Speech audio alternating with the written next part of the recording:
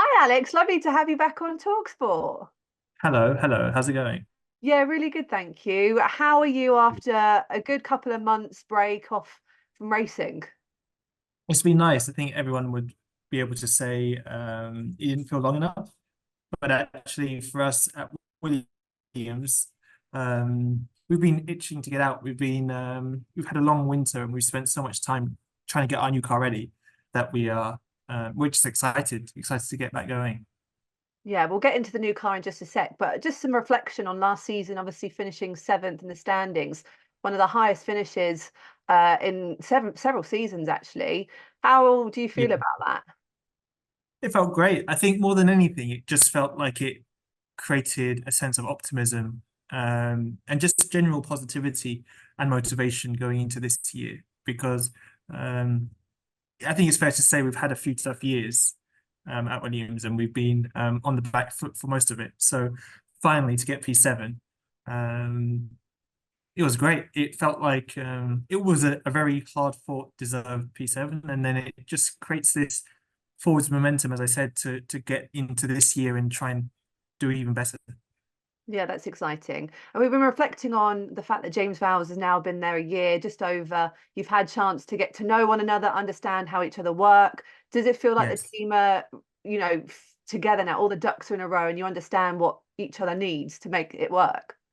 It is, I would say, last year there was kind of a bit of a learning curve, I think, for James more than anyone's because he joined in, I think it was January, February. So he had to really understand and learn what this team's strengths and weaknesses were. Sure. This year, I could say, without putting too much pressure on him, this was his this was his year where he really took control of the development of the car.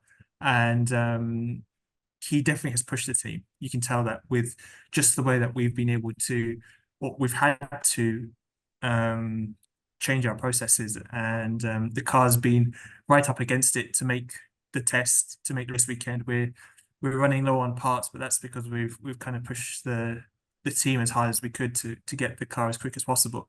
But it's been great. Really enjoyed working with James. I think his experience at Mercedes, you can really tell when he's getting this team going. There's been a big difference in um, mindset and mentality from everyone at the team. That's great to hear. Wonderful to know that everyone's feeling of togetherness going into the new season. I think that's super crucial to have. So, yeah, lovely. Exactly. In terms of the car, then from last year to now, how are you feeling about it, and what can you tell us is different? Well, I don't want to bore the listeners too much, but there's some very kind of subtle differences. We had an inherent weakness with our car, so we couldn't brake and turn at the same time, as simple as it can make it. We would tend to lock the front tires, um, and so there's been a huge effort in trying to fix that. That that's been one of the main areas we saw when we looked at data compared to our rivals last year. There was a clear weakness in these kind of corners. Whenever there was a track that had a kind of brake and a turn at the same time, we would always be the slowest through there, and we'd be losing quite a lot of that time. So um, we fixed that this year. Already in the testing, we can validate that. We can see the results. Um, it has created some new things in the car which we don't like, but that's the result of changing the car so much. We've really stripped out the DNA of the car, and a bit of a learning curve for all of us, especially also for myself, because the driving style, the way to get the lap time out of the car, has also really changed, which has been quite a big challenge. Yeah, I can imagine. And also with testing, it's almost like you have to take it with a pinch of salt, don't you? You're trialing out the new car, but that's Yeah, not necessarily how it's going to run, or you might need to learn a bit more about it, and that's how you can move forward and try and do well in races. it is. We spent day one, day two. We're kind of itching our heads a little bit after day two because we weren't that happy with the car Logan and I.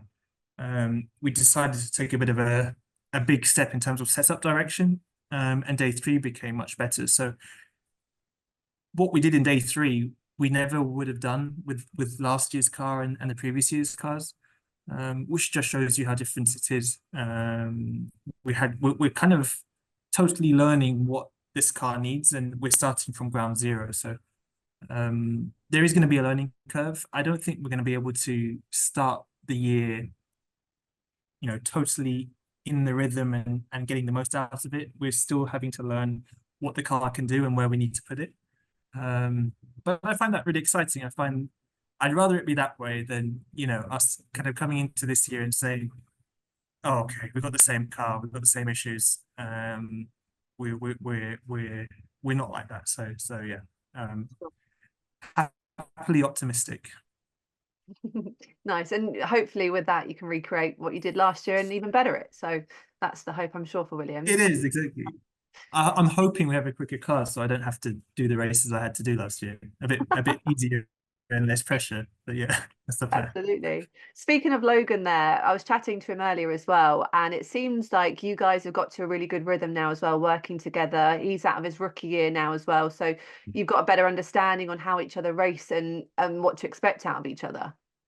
It is. I think I remember my rookie year, just how big of a jump it was. I was put into the Red Bull main team, so it was even bigger of a jump. And in some ways, I realized how unready I was in year one.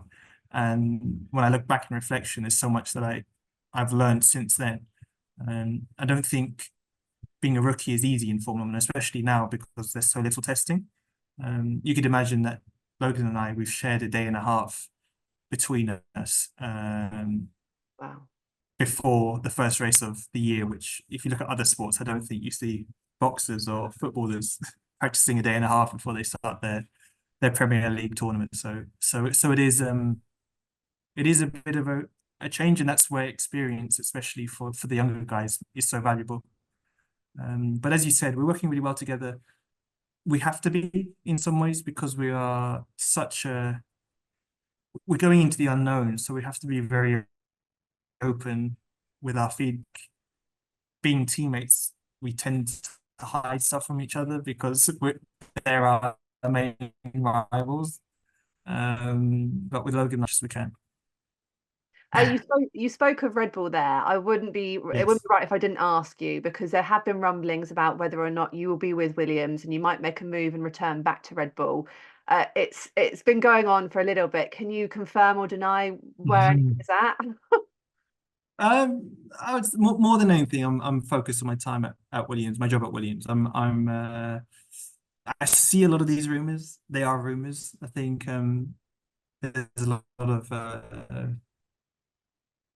excited people over the winter break who are waiting for their action in Formula One. So in the meantime, every time I go on Twitter or X now you call it, there's always a new story of another rumor. So that's just how it is. But on my side, I'm very focused on my job at Williams and excited with what we can achieve.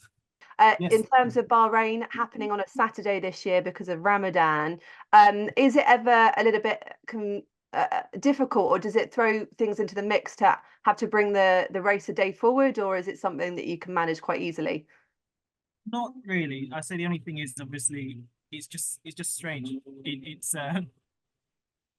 I keep thinking it's a day off, and I didn't realize I had to come to track until early this morning. So things like that is a little bit different. But I think it's more for the fans, just to make sure to tune in on Saturday and not Sunday. Yeah, important thing to note. And we touched on it in the summer when I last spoke to you, that your pets, your lovely pets at home, whenever you get some points on the board, they get a nice takeaway at Nando's. How are they doing? And are they looking forward to a number of takeaways this season? To be honest with you, my cats are slight, for the majority, I would say they're slightly overweight. And that's maybe a little bit too many Nando's. And it's one of them, you're a little bit torn because I'm hoping in some ways they can have more Nando's. It means that we've done a good job this year. Maybe they're gonna have to stick to like the quarter piece rather than the half piece. Maybe it's one side. Maybe just the rice rather than the mashed potatoes. I love it. Brilliant. And Bahrain, your thoughts on going into the race? Feeling comfortable, feeling happy with how you might manage the track? I am, yes. we've had a few issues with the circuit over the testing. We had drain covers coming off and whatnot, but that seems to all be fixed.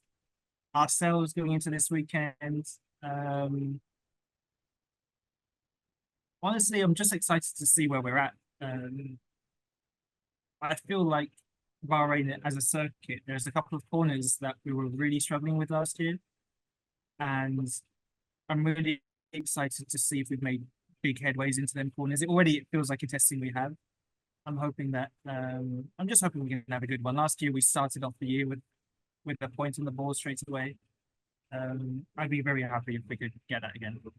Brilliant. Well, good luck with the season. Thank you for getting to us on talkSPORT again, and we'll speak to you very soon, I'm sure. Thank you. On AM, on DAB, via the talkSPORT app and on your smart speaker. talkSPORT.